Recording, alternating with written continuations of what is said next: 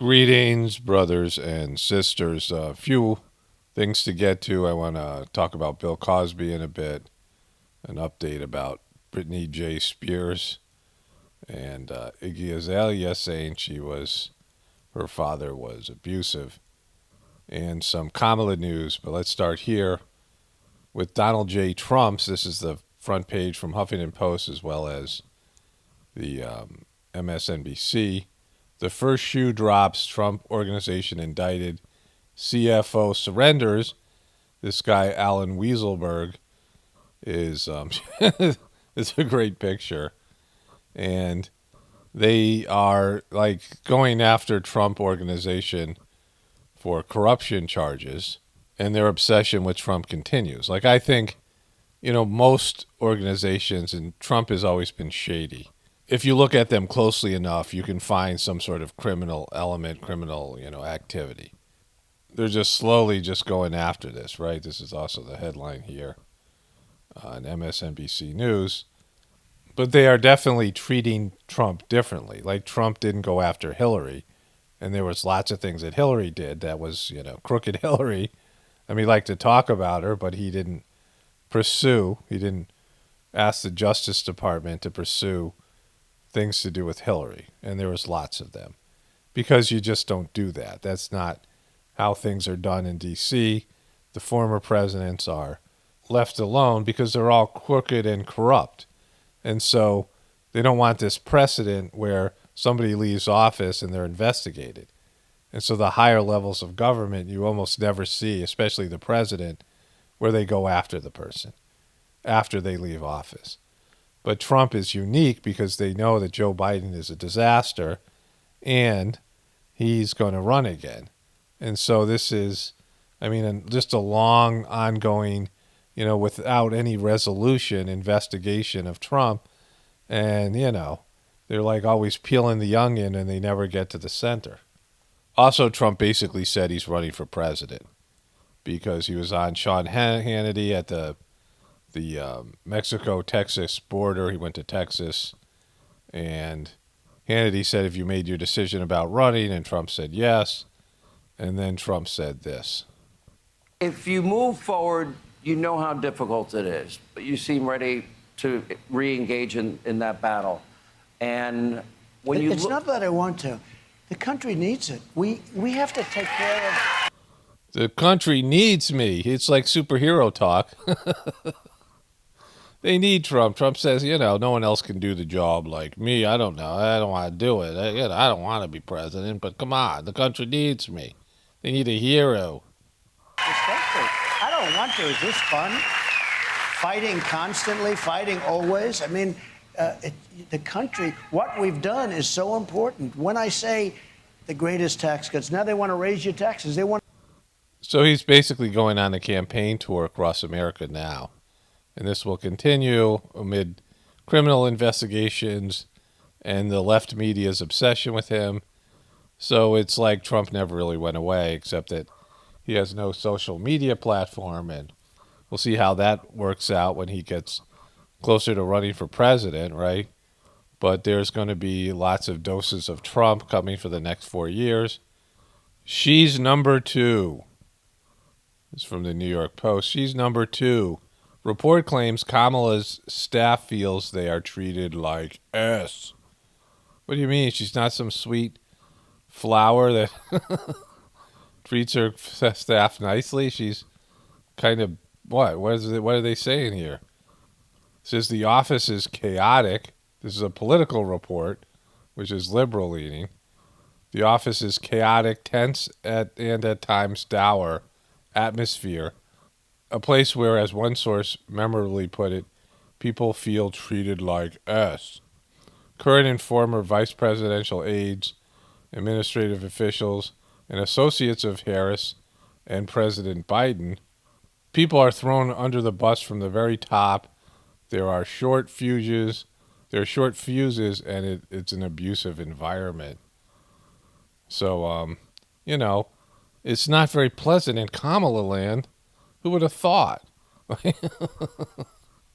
I thought she'd just be a gem to work for. And that's also what happens when you put somebody in there that doesn't really have the, enthusiasm and energy behind her candidacy. She's not somebody the American people, the Democrats, connected with. She quit. She didn't receive one vote in her own political campaign. She was placed in there, and they hid JoJo away, and they hammered Trump, and so she wasn't chosen, right? People voted against Trump. They didn't vote for Biden. They didn't vote for Kamala. And so there wasn't any real energy. It was, it was something where they just manufactured this victory out of nothing. Like, you should have enthusiasm behind your voters, behind your candidacy. People should be enthusiastic, at least some of them. Just, doesn't have to be the majority of America, but you should have some fans.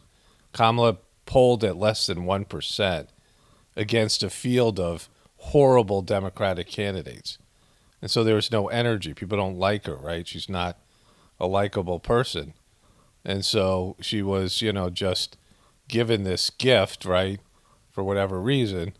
And now, like, that's having an effect because she's not really a good person and a good administrator. Here's the this is the Politico pro. Become a pro. I don't want to become a political pro. Not a healthy environment, Kamala Harris office, rife with dissent. And this is a way to distract from, this is what the vice president's supposed to do, that Joe Biden is whispering into the microphone. I still have that whole thing to get to. He's like a complete, he's losing it. So they have to go after Trump continuously and then throw Kamala under the bus because they're trying to prop up that cadaver as president. That, it's the tale of two ghouls. Iggy Azalea witnessed Britney Spears' father, Jamie Spears, be abusive. And so she said she personally witnessed Jamie Spears' alleged abuse. And she said, Britney is not exaggerating or lying. It's basic human decency to be, at the very least, remove a person Britney has identified as abusive from her life. This should be illegal. Well, when you get to the core of it, they were in some sort of thing together, right?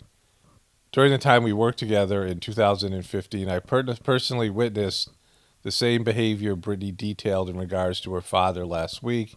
And I just want to back her up and tell the whole world she's not exaggerating or lying. I saw her restricted from even the most bizarre, trivial things, like how many sodas she was allowed to drink. Why is that even necessary? Well, I hope you have more than just sodas, like that. And she doesn't, because I read this. Here they are performing together. I bet that was epic.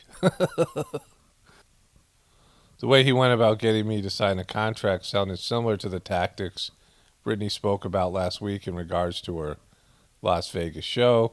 Jamie Spears has a habit of making people sign documents while under duress, it seems. And Britney Spears should not be forced to coexist with a man that she's made it clear is negatively impacting her mental health. That is not right at all. And so I don't know. Iggy Azalea was in Britney land, and I bet that was, a wonderful addition. So it says, agreement not to prosecute Cosby leads to his freedom, exposes prosecution's missteps. And so what this is about is the way that his conviction was overturned was a long time ago. Prosecutors made a deal. Bill Cosby defiantly proclaims his innocence after being sprung from prison. But they made a deal with him and said they weren't going to prosecute him. And it was a very vague deal. It was long before they were even really investigating him. That was used to free him, right? To overturn his conviction. But it wasn't like they said that he was innocent. It was the prosecutor handled the case in a sloppy way. So the conviction was overturned on a technicality, which isn't going to make anybody happy in the Me Too movement. And so there's a lot of women up in arms about this. And, I've said this before, you cannot trust any of these accusations coming from the mainstream media and whatever it is, right? Even if there's lots of people who claim something, they can get lots of people to lie, and it's just the whole Me Too thing is, all this stuff can be contrived. You can't, like, I don't trust the mainstream media story. But with Bill Cosby, he basically admitted this with his comedy routine in his interview with Larry King about Spanish Fly. On the corner, you know anything about Spanish Fly? What? Spanish Fly? It always happens when you're 13. Only when you're 13 on up to like when you get married. Guys stand around and talk about Spanish Fly, and So Spanish Fly was something you'd see advertised in the back of comic books when I grew up in the 70s, and probably before that for him. You would hear this thing about Spanish Fly, and it was supposed to be some sort of aphrodisiac. It turned out it was something like, some sort of irritant that would irritate the urinary tract, right? Or something like this. But you were told that, the advertisements were that if it was given to women, they would go wild, right? They would, be sexual deviants. And he wanted that. This is a guy who was later accused of drugging women and taking advantage of them sexually while they were under the influence of date rape type of drugs, right? And so his admission here of being into Spanish Fly. And it never starts with one of the guys on the corner. It's always some strange 13-year-old that says, you know what? You know anything about Spanish Fly? No, tell me about it. Well, there's this girl, Crazy Mary. You put some in her drink, man. She, yeah. So he had this comedy routine about Spanish Fly. But this is his interview with Larry King. All boys from age 11 on up to death, we will still be searching for Spanish Fly. That's right. And he's searching for Spanish flies. He had this fantasy. He was revealing his internal world that he liked the idea of giving women a drug or something, not like, romancing them, and he's a married man or whatever, romancing them and whatever it is, right? Winning their hearts and appealing to them. He liked the idea. He was turned on by some sort of drug that would make a woman be sexually, promiscuous or whatever with him, right? And what was the old story was, if you took a little drop, no, it was on the head of a pin. That's right. And Drop you put it it in in a the drink. Coca-Cola. Look how excited he is. It don't matter. It doesn't make it, and the girl would drink it, and she's yours. Hello, America. Hello, America, you're guilty, MNFer. The thing about this situation is that the person's never going to admit to something, right? And so it's going to be a he said, she said situation, and it's just a matter of who you're going to believe. And that's how most of this stuff is, right? Like we saw the same thing with Judge Kavanaugh, for example. So who are you going to believe? Who do you think is telling the truth? And that's how all these things go down. And on a sort of a different scale, you have what you're going to believe about Joe Biden versus Trump, and it's just people's political leanings and their ideology, and people are going to believe something based in their confirmation bias. But in terms of evidence, concrete evidence, if there's no concrete evidence, then it's about the person revealing their internal world. Now, I did psychological assessments and art therapy, because there was an art therapy program in my when I got my master's degree in counseling, and so I took some art therapy classes.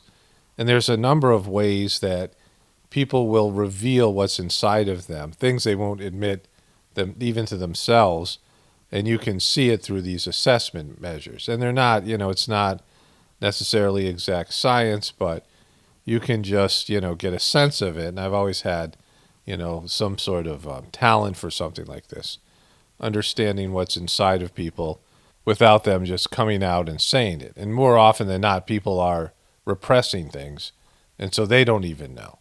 They can't even tell you because they don't even know. And when I worked as a clinician with teenage sex offenders, they had to admit to what they had done. And it was a little bit tricky because they usually had admitted to it somewhere along the process, right? Maybe to the cops, maybe to whoever it was, so, a former counselor. But I didn't have contact with any of those people. And so sometimes they had a conviction, sometimes there was accusations, but the kid would come in and usually deny what they had done, which made it problematic for me and them because they had a 5-module, 18-month treatment program to go through. And the first part was the very first thing they were supposed to do was admit to what they had done. And I didn't know for sure that they had done it. And there was at least one kid that turned out to be innocent based in that criteria. There was a kid who was just a nightmare. He didn't come for individual sessions with me, and he would act out and leave group every time we had group sessions. And, I really never interacted with him. He had been there forever, and nobody really liked him. But it turned out he really wasn't supposed to be there. He was a gay kid who had kissed a boy on the bus, and it was consensual. And the school system freaked out and sent them both into treatment as sex offenders, which was, highly illegal, right? And so he wasn't really, there was nothing there that would be considered non-consensual and abusive, but the school system didn't know what to do. And the kid just was in treatment for 2 years, not doing any of the work, right? And the other clinicians, none of them actually caught this. It was weird kind of a situation. And I called the school system when again, the kid never came into individual therapy. He didn't like me, was scared of me or whatever it was. We didn't have any sort of dialogue. But I just was looking into his situation, and I said, this doesn't, meet the criteria. And I called the school, and they were just a mess. They didn't know what's going on. I'm like, you got to get this kid out of here. It's like a lawsuit waiting to happen, right? You've made a huge mistake here. You can't have 2 offenders. You have to have at least 1 victim, right? So there was cases where kids were put in without it being factual. And so, I only had what was in their file, and then I'd contact their parole officer and social worker. So the first part of it was basically cracking the kid and getting them to admit to their offenses, right? Because treatment didn't start until they did that. They had to list all the things they did. And if they had done something that they didn't tell us about, and it came up later, like another accusation emerged, and it turned out they didn't disclose everything they'd ever done, even stuff they hadn't admitted to before, then they would have to start treatment over. And so they could be in there for 4 or 5 years, right? So, in a 2-year program. And so it was imperative for them to come clean, completely clean about everything. And I would explain this to them. But you didn't want the kid to make stuff up and force them to admit to things they didn't do. So it's a really tricky situation. I had to call all the various people, especially if the kid was adamant they didn't do it, and I had to at least believe myself that he had done what he was accused of doing, right? And so when you work with people's internal world and they're very defensive and whatever's going on their end, and I mean this is a legal situation, but you have people in therapy all the time that claim they want help, but they're really scared of confronting the part of them that is, causing the problem. Like they're in denial, they are, they're locked up internally in some way. I mean, you've probably dealt with people like this in your life and, just in relationships in general, that there are hidden things and things that are inside people and they don't reveal their true inner self. I mean, people spend a lot of time and energy in branding themselves and making themselves into something on the outside, creating a mask, creating a false persona, and not revealing the true nature of their heart and what's inside. I mean, that's the whole thing about the heartfulness meditation. It helps to divinize and get what's purest in you, because most people, they're so disconnected from their soul, you never see their true heart and their true soul on a spiritual level. The beautiful, pristine soul, right, the emerging from somebody. And then when you see that in a saintly person who has cleaned off all their spiritual grossness and is, their essence is, exuding out of every pore of their body, right? They're a divinized person. it's something amazing to see because, you know, you don't see that in adults. Like, that's why people love babies, because there's this pure innocent, like, you know, just fresh from the spiritual realm.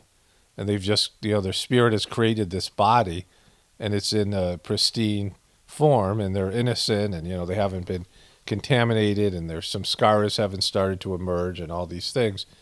That's why people love babies, because there's this innocence, right? There's just purity there. And so when a so-called artist creates books or movies or a comedy routine and they expose things that are inside of them, desires and fantasies, like you can clearly see that Bill Cosby was obsessed with Spanish Fly. He put it in a comedy routine and then discussed it with Larry King and was very animated about it and really liked the idea of drugging a woman and then having his way with her. Like he was, you know, always in search of the Spanish Fly, he said. I mean, that's damning, like as much as you're ever going to get from someone who's never going to admit something. That in his internal world, in his fantasies, in his, you know, imagination, he was into this idea of drugging a woman, Spanish Fly, and having his way with her. So, you know, it always starts with an idea, so that he's admitting that this is something that appealed to him. And so it lends a lot of support to his accusers because it's something that he admitted to being into internally. You can see this even more so. I've given the example of Woody Allen, because Woody Allen has exposed his internal world and it has manifested externally. Like he made this movie Manhattan. And Woody Allen, you know, even his career itself, the guy wasn't funny.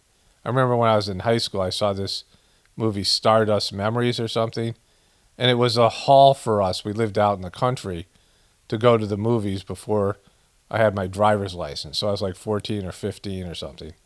And me and one of my buddies went to the movies, and the movie theater was probably about 30 minutes away, and, you know, getting your parents to drive and all these things, you know, it was just this town, unless there was some sort of party, like some parents went out of town and some kid had a party, there was almost like nothing to do, right?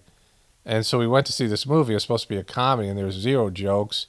It was black and white, and he had these like twisted, like Picasso-like faces, and it was weird and just very artsy. You know, there's all this New York stuff. He was obsessed with New York, right?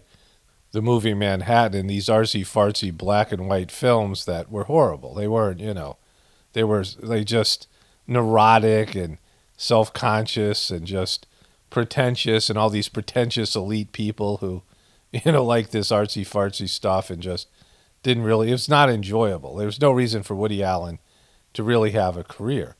And when Woody Allen was young, he was old. Like when I always thought Woody Allen was like, you know, some ancient old person because he was born old, right? Like I don't think Woody Allen ever looked young. Probably started to lose his hair when he was like in his, you know, high school or whatever it was. Just a weaselly guy. And so he made this movie called Manhattan, and it was about him dating a high school girl. And the high school girl in the movie was 17 or 18 or something. I don't know what it was. But in real life, the actress Mariel Hemingway was 15 and turned 16 while making the movie. And she had never kissed a boy. Her first kiss was with creepy-ass old Woody Allen. And, you know, there was kissing scenes. There was, you know, all this romantic type of stuff. They were in bed together. I mean, you know, and it was his fantasy. He was revealing his fantasy to be with a high school girl. And then this woman came out who was a high school, you know, was in high school.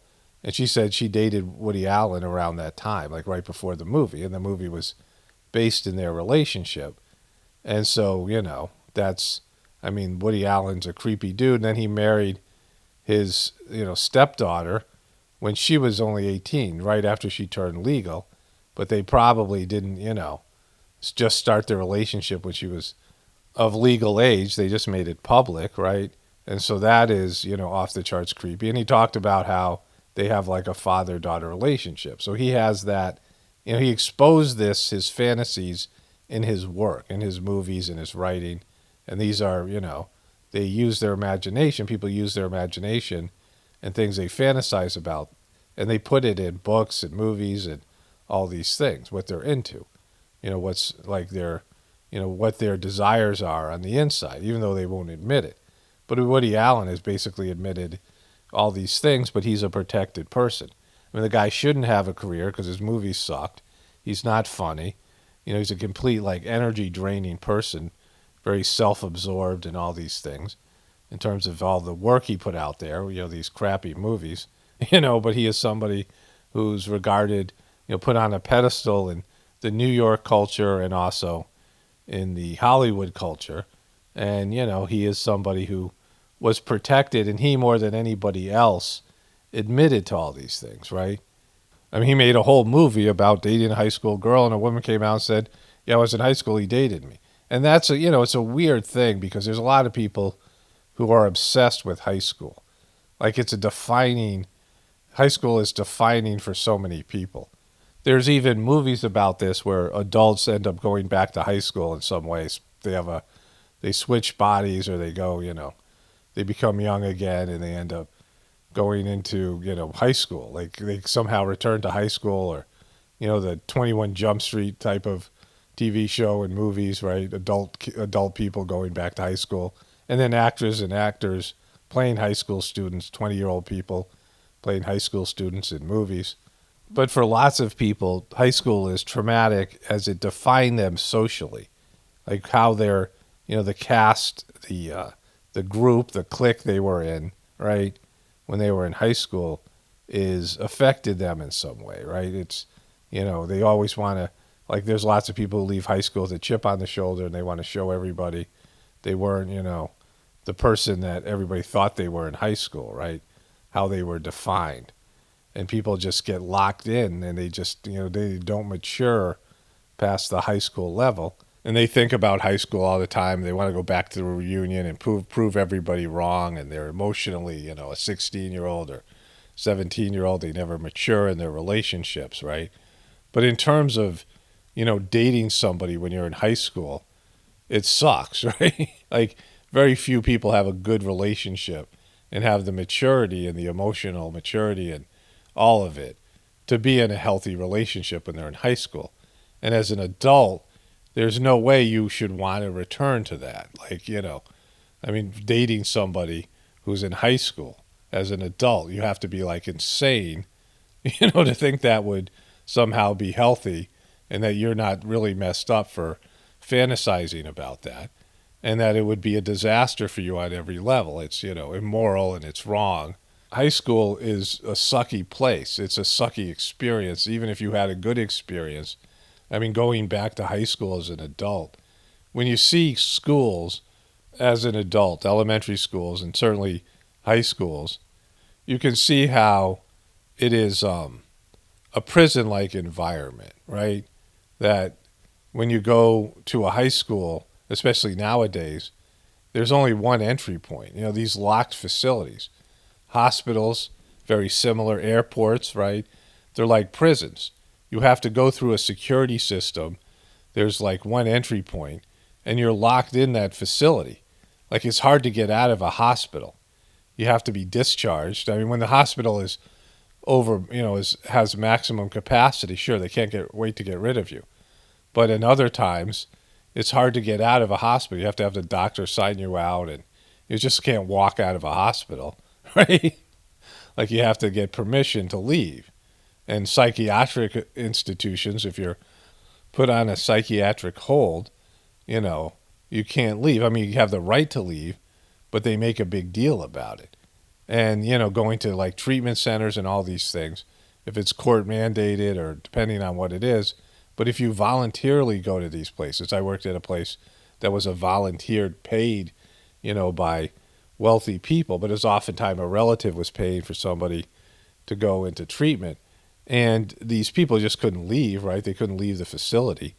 They were monitored, and it's like a prison. And high school is very much like a prison. These buildings are institutional buildings. They're all very similar. Prisons, hospitals, airports, right? They have, again, security you have to go through, and you're locked in a loop. When you go to an airport, you're locked inside either an airport or an airplane. There's times airplanes are sitting on the runway and there's no air conditioning and people are hot and getting restless inside and there's some kind of issue and they won't let you off the plane, right? You're like, you get off the plane, you're not coming back on, right? And so, you have to leave the secure loop. Like you get into an airport, you get on a plane, you get into another airport, you're still in this secured situation, right? And then you finally leave the airport when you reach your destination. And so, high schools are very much like prisons. You have to have, ask permission to go to the bathroom. I mean, all these things in school, they make you say the Pledge of Allegiance and all the things you do in elementary school. I mean, all the ways that it is a indoctrinated system. And so for people who still want to go back to high school, they have fantasies about it, or they want to date, all these, people like Woody Allen who want to date somebody who's in high school. It's like insanity. It's showing how messed up the person is internally. Like you're a grown-ass 40-year-old man, right? A 30-year-old man or a 50-year-old man, a 60-year-old man. And like, why would you ever want that? You're so far down the road of your life. You want to go back and go to prom? Like, and so these guys have exposed what's inside of them. And so it's a lot easier in a he said, she said situation for Bill Cosby and Woody Allen to see they're guilty, right? I mean, sometimes people are in relationships with people for years, family members, significant others, and they never really understand what's inside of a person. I mean, like, person could be like a serial killer or something, right? Crazy, because people are good at hiding things. I mean, this happens at work, right? There's some serial killer. Oh, he's such a nice guy, right? All these, people don't know the real person lurking inside. And on a deeper level, this is the whole point of the Heartfulness meditation, there is a saint within each person. There is the pure essence of your soul, and there is, the person that you could become on a spiritual level. And so, deep, very deep within all the grossness and all the, egoism and all the twisted psychological makeup and all these things, the psyche, buried deep within somebody is the pure essence of their spiritual, their subtle bodies and their soul. And, that is their potential, a divinized person, a saintly person, a spiritual master, somebody who has reached the pinnacle of their spiritual achievement. And it's been done. There are people who have, exuded this, people who have reached that, pinnacle in their spiritual development. And it's possible for all people, but most people are buried so much in their, materialistic insanity, their grossness, their spiritual grossness, and they're so disconnected from their heart and their, their essence that it's inconceivable that they could become a saintly person. And they don't believe it themselves, and they're resisting it.